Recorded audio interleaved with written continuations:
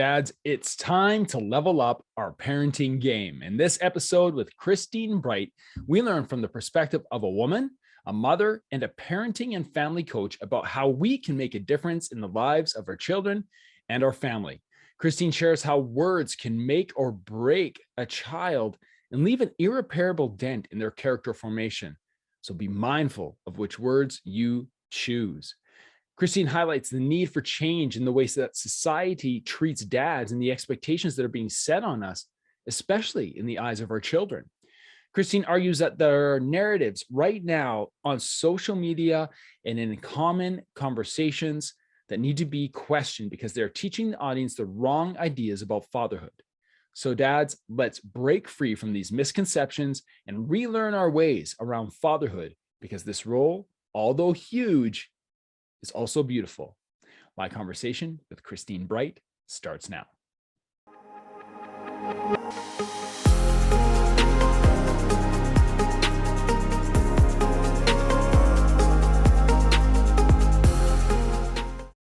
Hello, my friend. Welcome to another episode of the Dads Making a Difference podcast. I'm your host, Cam Hall, and if you are watching on YouTube, you know that these surroundings I am currently in are not my home office. I am literally standing in the lake in beautiful British Columbia. I got the cedars behind me. The lake is over here. You can see that if you're on YouTube. I hope the sound is okay because I'm doing this intro live on location from our family vacation. Location from family vacation. It's all good. But I'm excited about our conversation today, the interview I had with Christine Bright. And I'm going to tell you a little bit about Christine in just a moment. But first, if you're new here, welcome. I'm so glad that you're here. I appreciate you. Welcome to the DMD podcast. Please go subscribe, review, and share this podcast. That helps us expand our reach and helps us impact the lives of more men.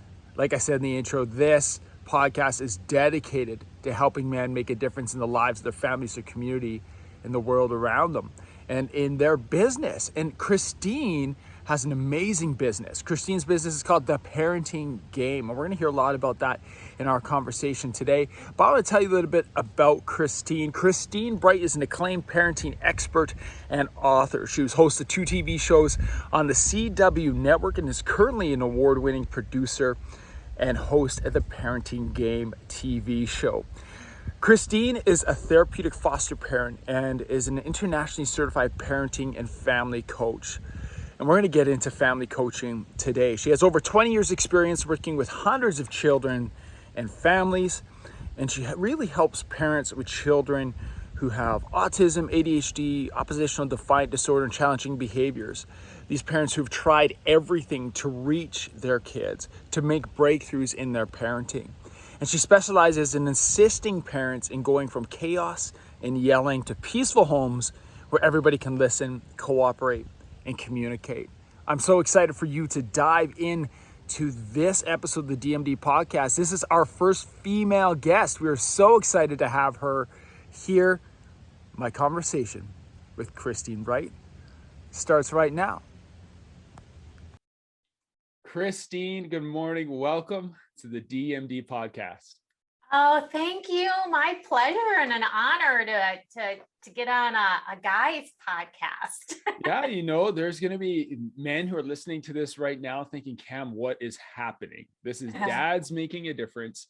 But if you've been listening to any of these other episodes that we've launched, you know that Dads Making a Difference is about helping men step forward and make a difference in their family, in their community, and in their business. And family is such an important part. And we've been focusing a lot on family, and we couldn't talk about family without bringing you on. And so if you're listening to this right now and you're saying, Cam, why is there a woman on the podcast right now? It's because we just need a woman's perspective on what it means to be a dad who can make a difference, right? And so we'll get into that. But Christine, welcome. Why don't you tell us and the guys who are listening a little bit about your story? And maybe I'll go back a little bit. In the introduction, I talked about how you're so passionate about working with children and parents who process emotions. Where did that passion come from? It's been over the past few years where I've been able to put together the why of that. I grew up in an abusive home. So of course I didn't learn that from my parents, how to process emotions, and that emotions are a gift. And I also was involved in, abusive relationships, with my marriages. When you come out of that, when you come out of it healthy on the other side, and you look back, you really do evaluate what was it? What was so damaging? And you notice it's the words that people say over you. That's a big part of it. The other part of it is my own moment with my son, when I realized I was bringing unhealthy parenting into our home. By no means was I an abusive parent, but I did have those unhealthy pieces that I brought, which was yelling. And then I had the opportunity to be a therapeutic foster parent. Amazing experience. And that really highlighted that I was gifted by God to work with kids with these emotional problems. When you work with kids with emotional issues, words matter. Yes. One minute you're fine, the next minute you're not. And then how do you use your words to de-escalate? A lot of my own upbringing, a lot of working with kids and discovering my area of gifting. The next step was when I had the opportunity to work with parents as a child care professional. There's an issue, they're hiring me, I am in their home 40 hours a week. The privilege and honor to be able to work with families that closely and observe a situation and go, ask those questions. What just happened? Why did that go from just fine to now we are in a 2-hour basket case of tears? Yes. And then I could solve them. I had the opportunity to look at it, take what I know, take my own intuitiveness, try a strategy and see if it worked, and really figure out what works and what doesn't work. Yeah, words matter. And it all came down to how we use our words is what really matters. And there's a reason this episode's called Winning the Parenting Game, because sometimes we feel that we are in that game. I love that you reflected on your experience working with children with explosive behaviors and being a therapeutic foster parent, because when we were able to connect previously, we chatted last week and before we did this interview, and we found that that was something that we kind of had in common. Not that I'm a therapist or anything like that, but I had worked in education with children with explosive behaviors. And so when you brought that up, it just kind of drew me in, because I know that that can be a really difficult scenario to navigate. And for you to step into someone else's life, another family's life, another children's life, and be able to help them through that process, like that's valuable and it's rewarding in itself. But it definitely gives you a wealth of expertise in speaking to winning at the parenting game. That's for sure. We mentioned really quickly at the beginning that why is Christine here? And it's because you have said that you aim to be a woman's voice in supporting men. Why do you believe that a woman's voice is needed right now in a conversation about manhood, about being a dad who makes a difference in his family? Right now, we are, at this cusp and this push of realizing how minimized women were, how our culture was, which I embrace and yes, needs to happen. Unfortunately, what has been happening is we've been minimizing men to do that. I don't believe anything works well when you have to minimize another personhood to elevate another. And we know that. I mean, we do know that. Unfortunately, humor is great. And we can also use humor to harm. And that is what has happened with our television programming. We make it funny. We make it funny that, thank God, mom is there because dad wouldn't be able to do anything. It's funny. We have dad jokes. Okay, I don't want to, get on the soapbox and no more dad jokes. But again, it's a little bit of minimizing men and dadhood to elevate womanhood. Music. We see it in our music. We see these songs of women talking about murdering their husbands or their partner, getting back at revenge on a boyfriend. And it's funny and it's humorous. And yes, us women go, oh man, I love that song because I really would like to do that. Again, though, a man could never, ever write a song about that. And in what I do, there are just as many females who are very unkind, very abusive as men. Men talk, women talk. It also carries weight when you're supported by the opposite sex. Okay, I'll just give you an example. My friend's like, you're so pretty, that's a great dress. And I'm like, hey. But then when one of my male friends or somebody known comes up and says, wow, you look really beautiful today, it does carry a little bit more weight. Mm-hmm. That's what I'd like to do for the dads and men today, is I'm hoping that a woman saying, I get this, I realize it, I don't buy into all of it. I actually would not want to be a man in today's society. And I gotta be careful with that. I mean, you get what I'm saying. I feel you guys are hitting a lot of brick walls and it's not fair.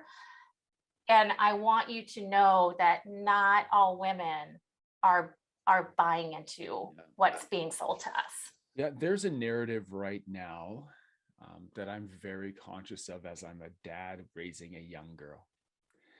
A narrative in society about what it means to be a man, what it means to love, to be connected, and how to show that to the females in your life. I buy into that. I know it's so important, and I'm so conscious of that as a dad who's raising a daughter and as a husband to my beautiful wife, Kim. But there's also on the flip side a narrative about how the bar for fatherhood has dropped and we're not expecting enough from our dads, or it's okay that he's just sitting and doing nothing, or we expect him to show up late or not be present. And like you said, we see this in the media, we see this in social media, we see this in music. I think it's choosing the narrative that you're going to listen to and you're going to buy into. And if you're truly going to be a dad making a difference, you need to be aware of both narratives, but you don't have to subscribe to both. And 100%.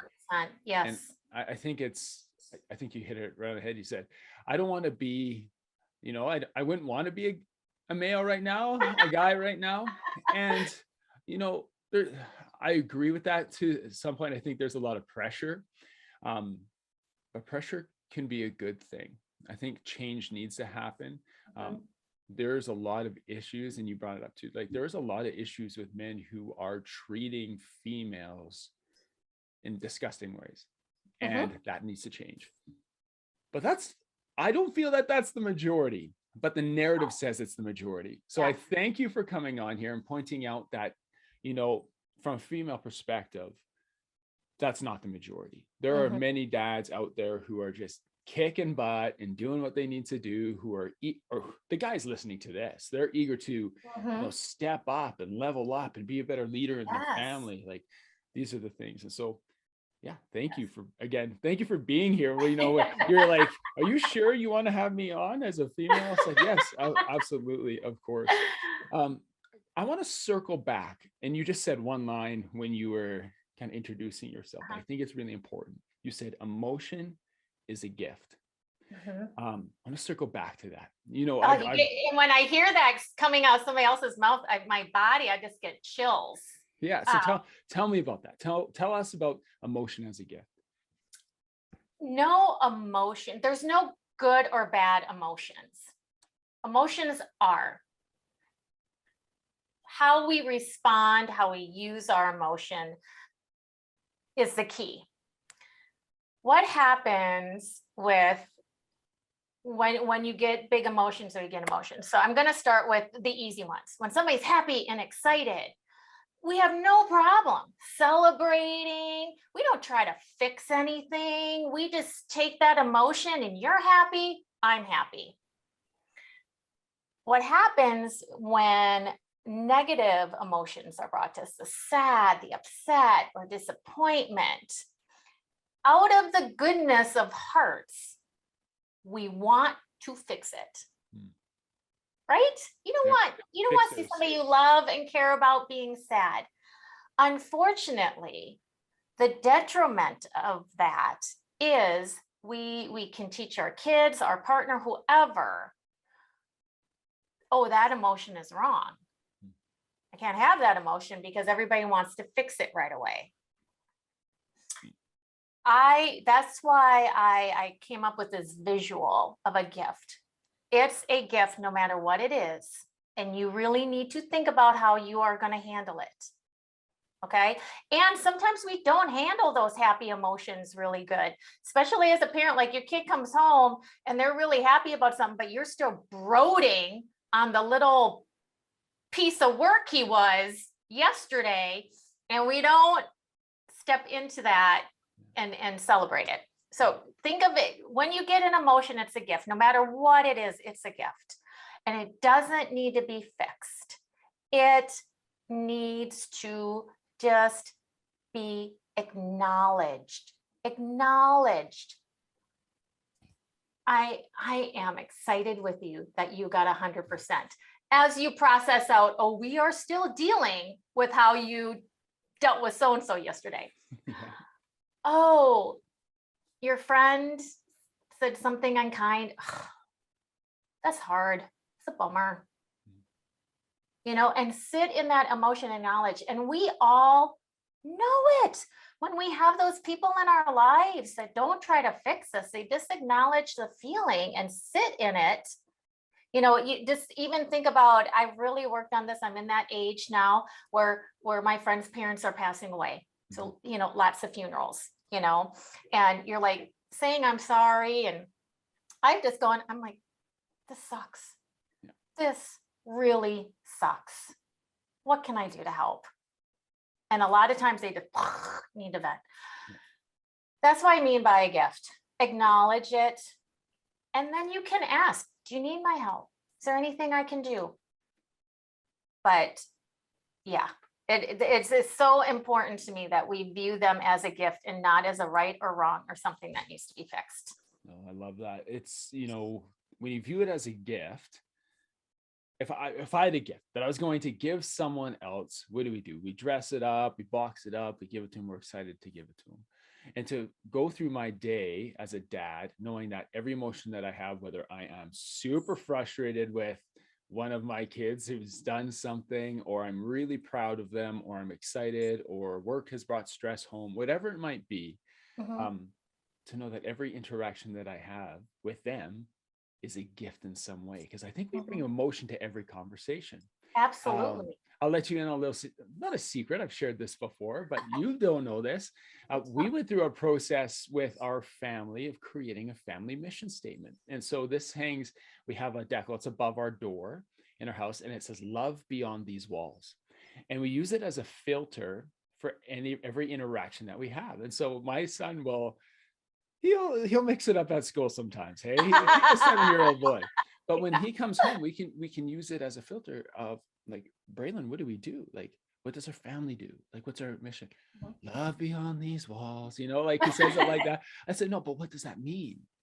We love and we care and we're happy. And even when we're angry, we still love the person. You can be angry at somebody. That is okay. Like, it is okay to be angry. Yes. It's okay to be angry at dad. It's okay to be angry at mom. But let's talk about, like, Yeah, be you, man. But let's talk about that and why this is important. Um, I think that And leads into. I just have to Go say, ahead. you gave me chills because in parenting games through the course, I have families write a rallying cry. Oh, I love it. And these are your words, just like you said, your mission statement. This is our rallying cry. This is our filter for decisions we're going to make. I gave an example to, I was coaching this morning before this call, and I said, if generosity is a word you want to describe your family, is putting your kids in 3 different sports and being broke all the time the best move? Or would it be better that we just concentrate on one sport and then we have the time and money to be generous? And she's like, I get it. Yeah. So kudos to you. I mean, I give you a little bit off on coaching because you already have that step done. But it is. It's Yeah. a step in your family that I would encourage anyone, and I know you would too, to Yes, go through with their family. absolutely. I mean, they do it in business, right? In business, they have mission states, core values. That's what keeps we don't always think to do that with our family. Yeah. It brings me to a question that I had. I kind of I'm putting you on the spot here because this wasn't in the. I sent Christine some topics before the episode, but this wasn't in there. And I was thinking this morning, this podcast is called Dad's Making a Difference for a reason. We want to do something different. We want to level up. We want to become better leaders. And then I started thinking about emotion, and I was thinking about how we interact with our families, all of this. And you've written on the importance of passing on values and not preferences. I was reading some of your blogs the other day, and if go to parentinggamewins.com, by the way, and read Christine's blogs. They're awesome. But I was reading one of your blogs about passing on values and instilling values and not preferences, and that if we're dads right now, and if I want to, and the men listening to this want to value emotion in our home and really view it as giving a gift, like, how do we demonstrate emotion in a way that is healthy and that models for our kids a way that they can process emotions, so when they become young men who are dating my daughter, that they are processing emotion in a healthy way? It's simple. It's simple for me to state, difficult to practice. Okay. It's the difference between using I and you. I'm feeling frustrated instead of you're making me frustrated. Owning your own emotion. And what I teach is time and space is your friend as a parent. We often feel we need to solve everything right now in the moment. I believe we're all very well aware it usually does not work. Time and space. I'm feeling frustrated. I'm going to go take a break. We will come back and talk about this. You want to freak your kids out and you want to see behavior change, do that, because they don't know what to do, right? They know what to do, and they're expecting punishment or a threat. They know how to handle all that. Somebody who's in control of themselves, that puts like a woo. Okay, well, I'm pretty sure I'm supposed to be cleaning my room, so I think I'm going to go do that before Dad gets back. So it can be a powerful motivator, but also you're modeling. These are my emotions, and I am having them. Yeah. We all know what comes after that. Your response is the game changer. And the response, you said, I like I versus we. That's really good. And it comes back to, again, something you mentioned earlier about the power of language. You've read, like I said, go to the blogs, read the blogs, but you have blogs as like stop saying stop and worst sentence ever. And our words have energy. You focus a lot on language that is being used. Why is language so important as we interact with our children? And as a dad, it's easy for me to be big. Like I'm 6'5", I'm big anyway. But for me to make myself bigger by raising my voice, where I can use the same language in a different way and still get a better, I don't want to say result, because I don't know if a results we're at, but interaction. So Yeah, why is well, language so important? because we internalize what we hear and what people are saying about us. Brene Brown, guys, dig into Brene Brown and her study. She is the one who has really brought vulnerability, and without vulnerability, we don't have hope, we don't have deep connection. It's so important. And when we say these negative things over our kid, we're hitting their identity. So the key is separating behavior from a child's identity and pointing to the behavior. And when you say use statements, you're being lazy, you're being whatever, we internalize that. I mean, I can still dig up, we all do. Why do you think therapists make so much money? It's because we internalize things we heard from our childhood and from our parents, because they were these use statements and we made them our identity. We have to break free of that. Words are important. Dropping those yous and dropping those whys out of our language will force you to look at a behavior. I love you. You're awesome. The behavior of hitting your sibling is unkind. I know you're not that type of kid. What have you just done? You have just empowered your child. You have raised the bar. You have protected them, and yet will motivate them to change. Otherwise, when you don't watch your words and you go right into punishment and you're yelling, your child grows up to make choices based on, am I going to be avoiding punishment or am I going to get a reward? Instead of that internal value system of, I have control of my body, I have control of my behavior, it is something I can change. I know I am this good kid, this kind kid.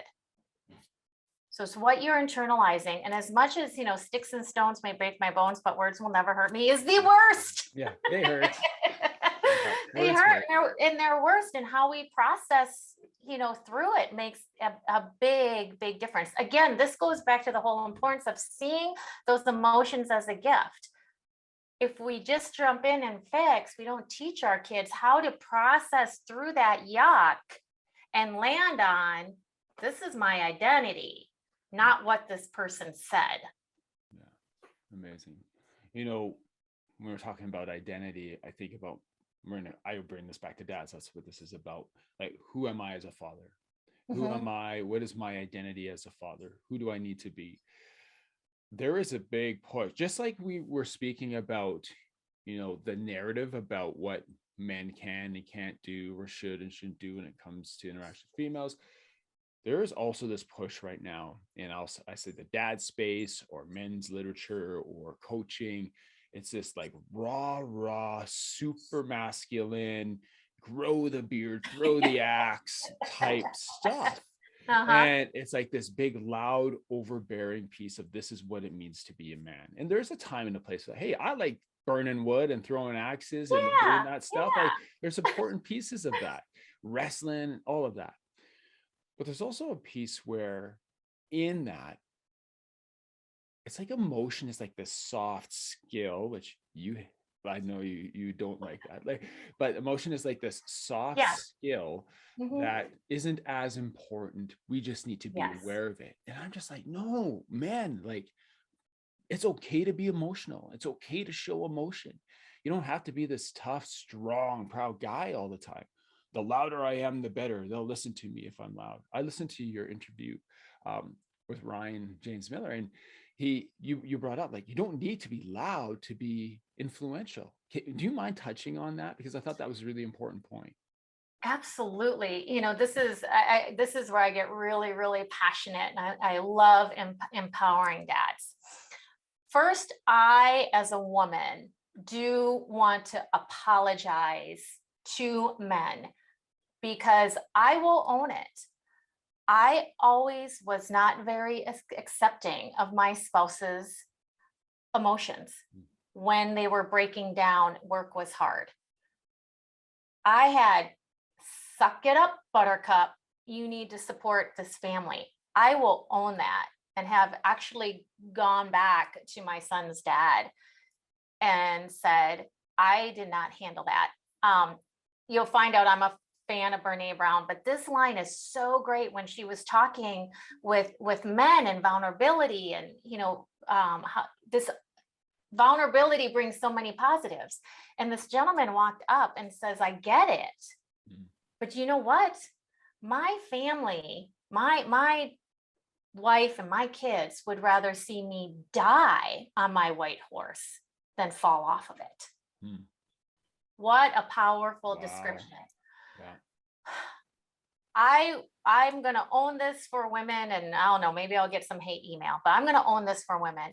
Women, we have not done our part providing a safe place for our male partners to be able to be vulnerable. We need to step it up on that end. To be an influencer in your home, really, that's what we want. But we think of strength a lot of times as control, as powerful of the other person. And we need to flip that. And strength is power and control over ourselves, and how we manage our emotions and how we relate our emotions to others. Okay, I'm getting there with the influence piece. Yeah. You cannot influence unless you have deep connection. Deep connection comes out of vulnerability, which means we're back to the gift. Yeah. Own your emotions. I'm feeling frustrated. I'm feeling sad. Inviting your kids into that, because ultimately, no kid wants the perfect parent. That is too much pressure. Yeah. But owning it and being vulnerable and saying, I am crabby. I had a bad day. I'm sad about how this, person, talked to me. You want to see your kids, Dad, if you got daughters, you want to draw your daughters. Oh, Dad, you want to teach your boys that this is okay, and be real. Kind of want to punch them in the face. I didn't, and this is how I'm going to handle it and move it forward. You will not undermine yourself. Those deep connections, that's what it takes to be an influencer. And when you have that deep connection, when there are those moments, and I say, have a dad voice, it's not yelling, it's firm. Oh, yeah. I have a Miss Christine voice. All my kids know it. When it's like, when I'm done messing around. So you can have that tone and that weight to get their attention. When you have deep connection and you've been vulnerable, that takes hold so quickly and so profoundly. It's not dismissed. I mean, we all know it. When we have deep connection with somebody and they notice something about us that needs to be changed and they say it, you pay attention. Yeah. And that's the most important, but we don't get taught that. We don't see that whole line. We know it kinda, but then we get all this other yuck in there of how I'm supposed to be, how I'm supposed to act as a man. I want to bring it back down to the basics and what science and everything proves. To have deep connection, you need to have vulnerability. And then out of deep connection gives your power to influence. Amazing. I love that. The deeper relationships that you have is the more influential you can be. And I think about dads making a difference. If you want to make a difference, you need to be influential. And so you can't make a difference working backwards unless you're building deeper relationships, right? I love it. I love it.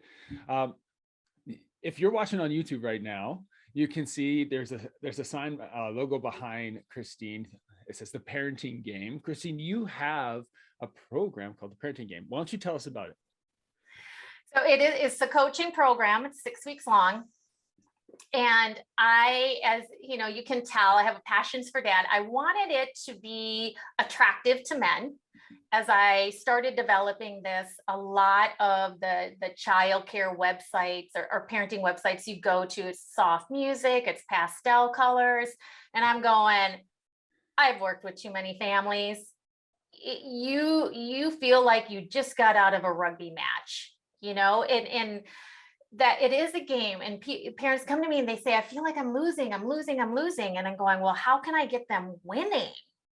And I also wanted a structure that resonated with everybody. We're such a culture about sports. Most of our kids are in sports, but even not, if they're in music or whatever, I wanted how our brains work to achieve sports, riding a bike, anything, is also how our brains work to change behavior.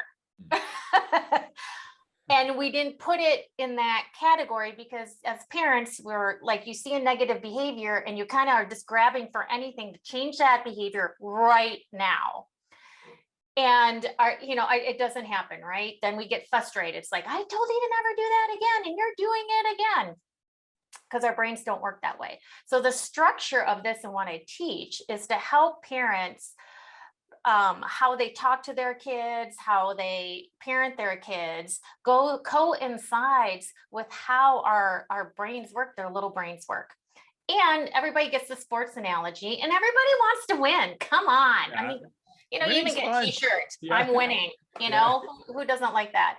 And so we go through, and it's broken up into the fundamentals, just like with any sport, anything in instrument that you're learning, there is pretty much a set of fundamentals. If you don't get this right, you're just not going to be successful. And then we go into skills, which is skills. I part it down to the 4 skills we really don't talk about as parents, isn't really, you can't just go buy a book on it. So these are some skills that we need to know, like understanding the power of follow through, and how as parents we can be pretty flippant. We're very good at having expectations. We are not very good on setting them up. Oh, wow. Yeah. So those are, some of the skill pieces. And then we have a whole book, which is part about plays and wins. Here's the play. You do this, this is going to be the result. And we break it down. My favorite part is the last 3 weeks, where we take all of this download of information, and within your values for your kids, your direction for your family, we design what's going to work and what's the approach. I can, give you this stuff, but as we all know, if you're not buying in and what I value for my family is different for another family. And we can have that fluidity in what does this all look like? The other beauty with parenting game, I have worked little kids all the way up.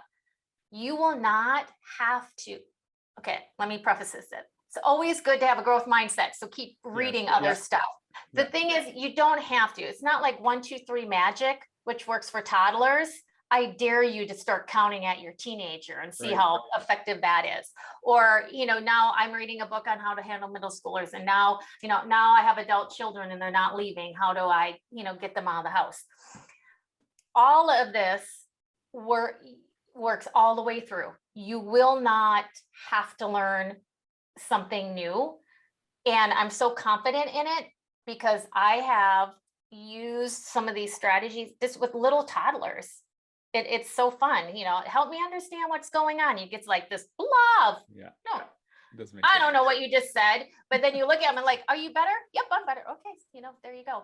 And I have an adult son who's 28, and we've had some rocky roads. And I actually had my friends hold me accountable. Well, are you doing this and this? I'm like, no.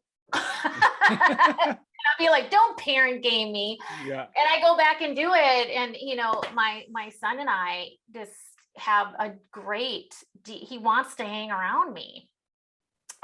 So that's what I really love about it, is this grows, with your kids.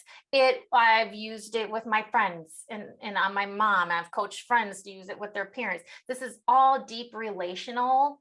And when you make it part of your life, it is just how I talk. I develop deep relationships really, really quickly. It's awesome. So that's what it is. I mean, it's just will help every relationship in your life. You can tell I get excited. Yeah, I can tell you're pumped about it. No, that's awesome. Like I said before, parentinggamewins.com is where you can go. But Christine, if someone's out there right now and they wants to find you online or connect with you, where can they find you? So my handles for LinkedIn and Facebook is Christine M. Bright. Or you can also do Parenting Game Wins. You'll find that on Instagram and my Parenting Game Facebook page. The easiest way, through the website, as you said, parentinggamewins.com. And then they can email me at Christine@parentinggamewins.com. Excellent. And we'll make sure all that information is in the show notes. You have all the connection pieces that you need. Christine, you have been a treat to interview. Thank you for your perspective. Yes. And thank you for taking a chance and coming on the podcast. Absolutely. I appreciate you. So thank you for being here. Yeah, well, I appreciate the opportunity, and dads are awesome. All right.